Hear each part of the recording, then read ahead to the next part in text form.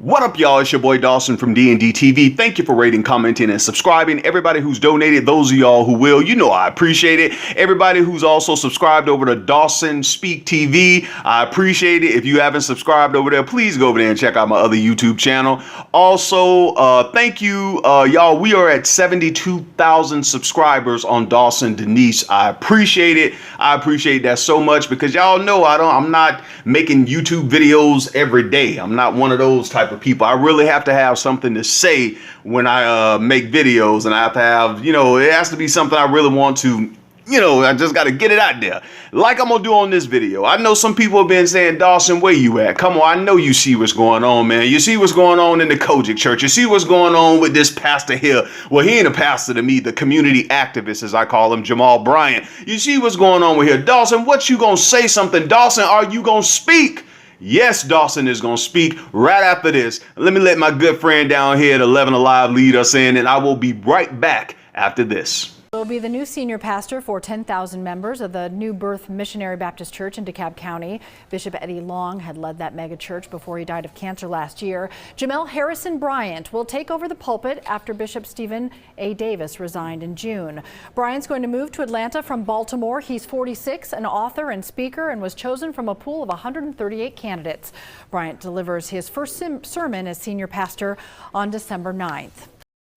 Thanks, Cheryl. I'll take it over from here. All right, y'all, let's go in. Controversial Baltimore preacher.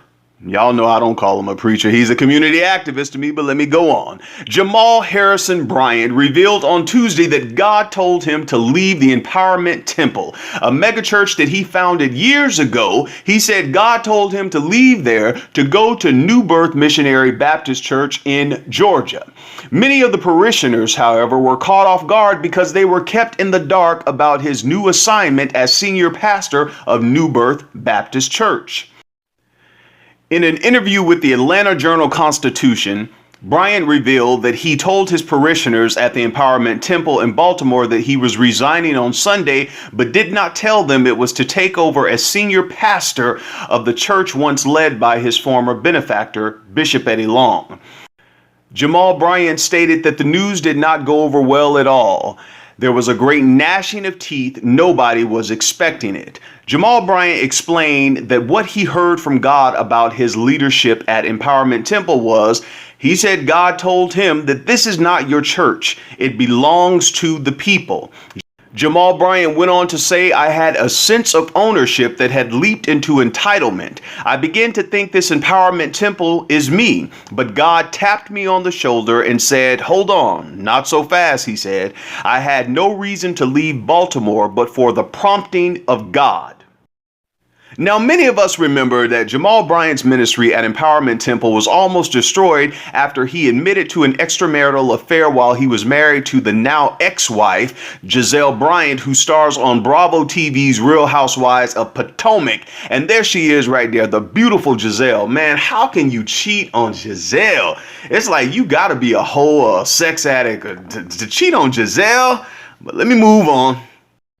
Now, also, since his divorce, it is alleged that Jamal Bryant also fathered a child with LaToya Shanti Odom. And there's the baby right there. Let me just say, that is not alleged anymore. LaToya went to court. They have, what is that? The test came back. That baby is 99.9%. That's his baby. Jamal, that is your baby. And this girl needed financial support. She was in court saying that you do not support her or the baby financially, that she needs help with this baby. And it's funny to me because it's like you said, Jamal, that in your thing that God tapped you on your shoulder and said, this is not your church. It belongs to the people. Now, I find that a little hard to believe that God gonna tell you that about the church, but God didn't tell you that about family and about a baby because God created family before he created the church. I'm just saying, I ain't trying to preach to nobody. Why God didn't tap you on your shoulder and tell you that that little boy needs his daddy in his life, no matter how that boy got here? You weren't married. You and LaToya weren't married. Y'all just got it on. You were single. She was single. But it still didn't look good for a so-called pastor, as they call you, because you're a community activist to me. I don't see you as a pastor, as they call you, to be around here swinging your peen everywhere that you possibly can, because this is not the only girl. Last year you were in court too for a lady who said that you were harassing her and you were stalking her. So this man is not without a blemish. Jamal Bryant has a past. And so it's almost like it's befitting for him to go and replace or to fulfill the shoes of Bishop Eddie Long, because that church has been marked with scandal. No matter who comes there. I don't care if Joel Osteen was to go there and preach. People still gonna remember New Birth, even if they change the name, people still gonna remember that church as being the church where the pastor was allowed to settle out of court sexual abuse case for underage boys.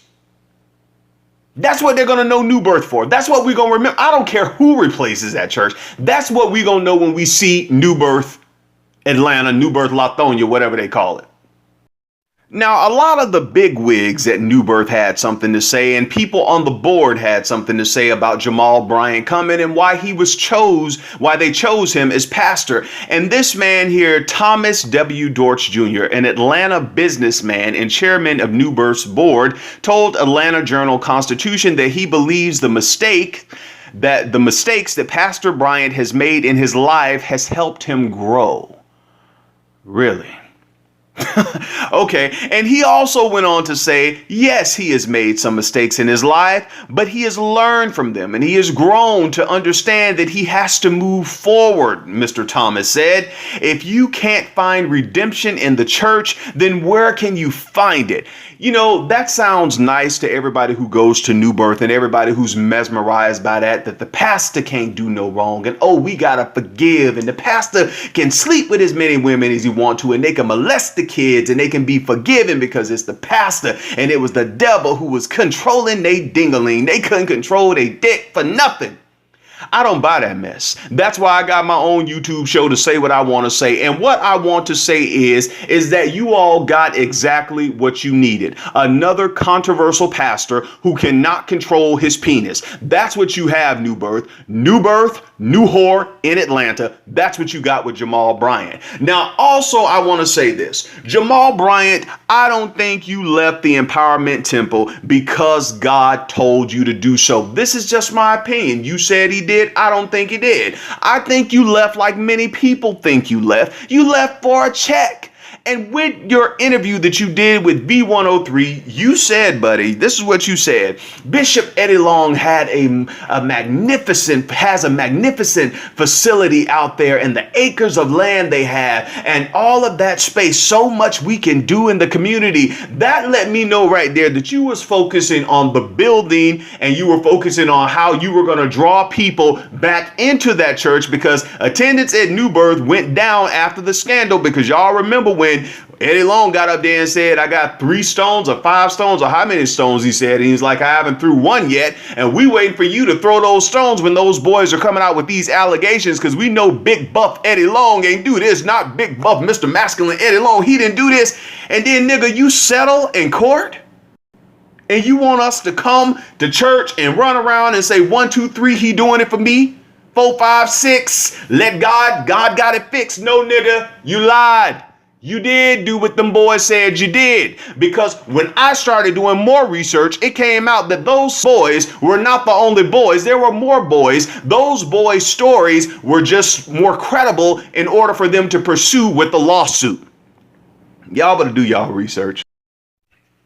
Now, let me also say this, and I may lose some subscribers on this, and if you got to go, you got to go. But when it comes to the kids and sexual molestation and abuse, all that kind of stuff, y'all know that's when Dawson I don't care at that point.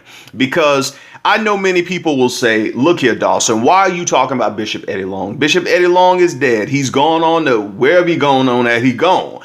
But here's the thing I want to let y'all know. Yes, he is gone, but those young men right here, they are still going on with their life. And what we have done to them is what many people do to people who have been sexually abused.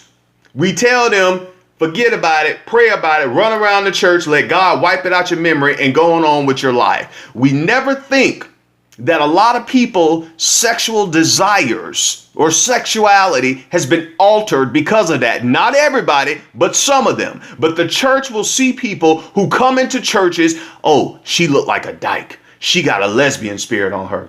He looked like a sissy. He got a sissy spirit on him. But y'all never delve.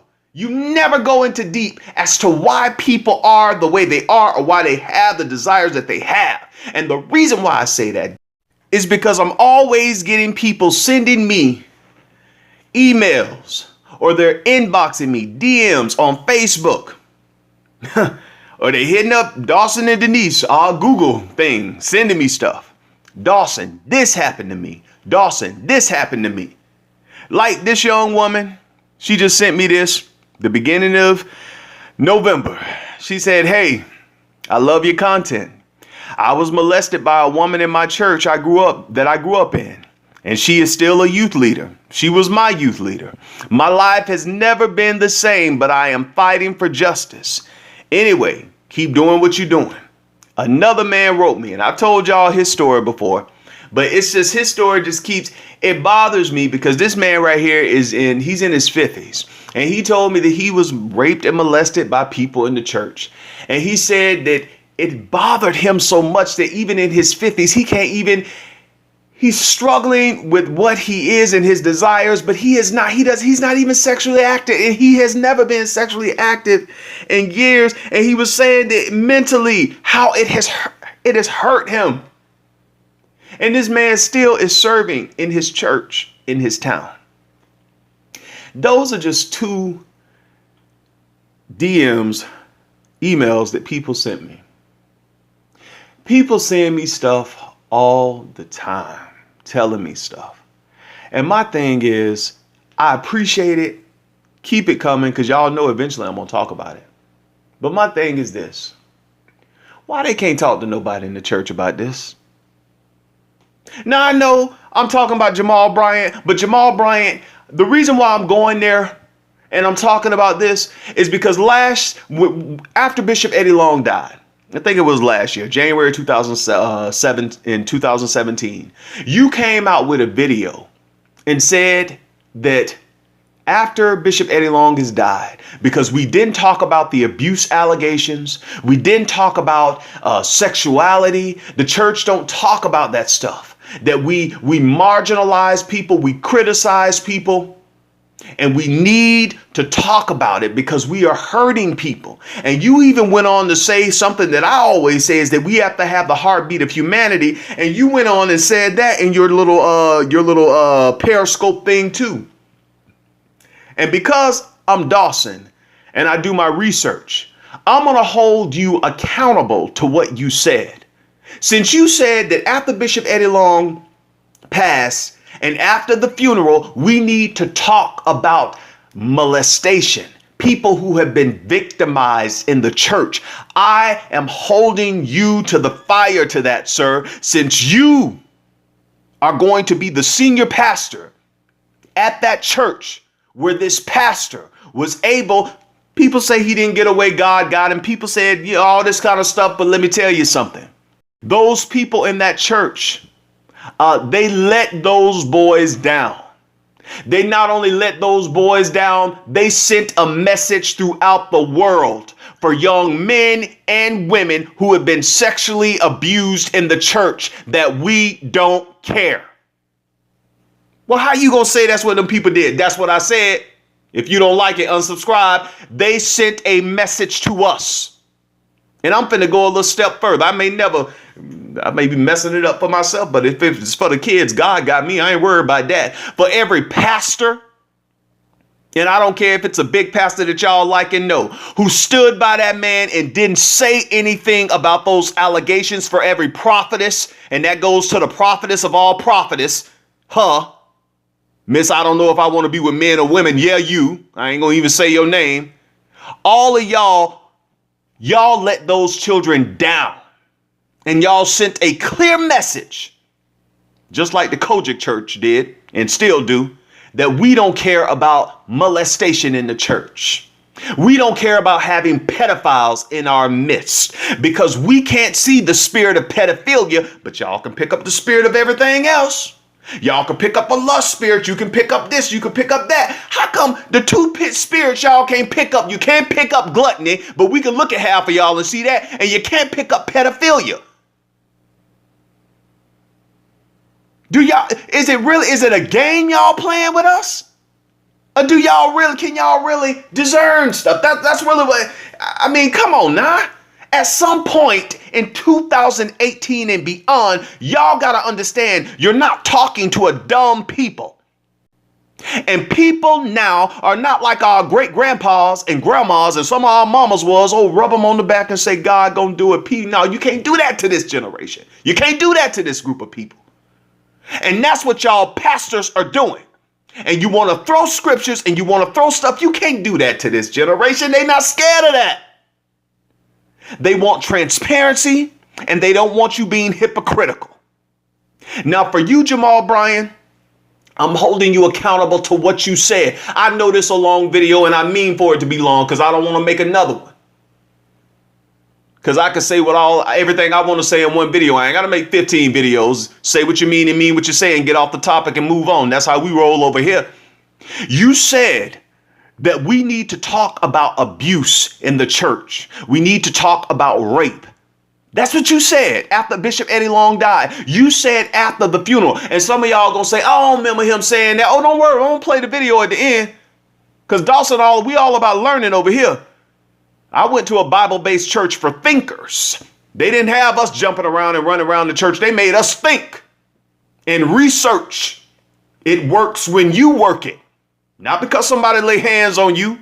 You gonna have to move it. You gonna have to work it. Just like the woman with the issue of blood. Nobody ain't come touch her. She had to get up and move. Just like the man who lay beside the pool of Bethesda. Jesus didn't touch him. Take up your bed and walk. You gonna have to work it. Jamal Bryant. You said we have to deal with these issues. I am holding you accountable to deal with the issue of sexual molestation that you said that we have to deal with after Bishop Eddie Long's death. Since you're going to be senior pastor, how you going to take the church forward? Because that scandal is still hovering over that church. What you going to do? And some of y'all always say, I don't remember Jamal Bryant saying that. I don't remember. Well, since you don't remember, let me refresh your memory. I do not know how in this hour, and I'm walking a tightrope in Cirque du Soleil, that there are those who are crying out, and we don't even recognize the tears or the cry for help, that the body of Christ has said nothing about ministering to victims. And I know people are going to be upset with me. I know you don't want to talk about this, but here's the reality. We didn't talk about it in Bishop's life in these last couple of years. And at this point, many would argue it is inappropriate to deal with it on the day after his death. And maybe, and I don't know. I do know the church has to deal with it. We must deal with victims of abuse on every level. And yes, I understand that people come from varying degrees. But I want to ask you this as critical thinkers. How would the church, society, black people respond if the allegations were not boys, but girls? If the allegations were girls who said that they were in fact being groomed and taken out of the country, then at what point would we deal with it? Yes, forgiveness comes in, absolutely. But biblically, again, you ask for forgiveness. I'm not talking about legalities. I'm not talking about a contract. I'm not talking about insurance settlements. I'm talking about when will the church deal with abuse and issues. And when we talk about abuse, we minimize it to just physical, emotional abuse. And we don't say absolutely anything. All right, there you have it, folks. Now, Mr. Jamal Bryant, community activist, social justice warrior, I know I started out this video saying how there was a new birth and a new whore in Atlanta, and how you have no sexual control and your sex life has been in the media for everything you've done, but that's neither here nor there, because I'm sure and hopefully you are working on that. But the bigger issue is what you said in that video about the victims in the church, the ones that people don't want to talk about, that people want to push it under the rug. The people who don't go to church anymore, some of them don't even believe in God anymore. Because how could a God that these people say they serve allow people in the church to rape and molest people, to give people, to marry people under false pretense and give their wife or their husband an STD? We don't even like talking about that, but you know Dawson gonna talk about it. I've been called to talk about it. I ain't like y'all running from stuff. That's what I want you to work on, man, when you get into New Birth as senior pastor. What you said there when you weren't even a prospect of being their pastor in 2017 when you made that video. That's what I want you to do. I'm holding you to your word there, man. That you're going to do what you said you're going to do for the victims in the church. Now, I know this is a long video. Thank y'all for listening. Go off in the comments, say whatever you want to say. Until next time, I'm your guy Dawson. Take care of yourself. Love yourself. Peace.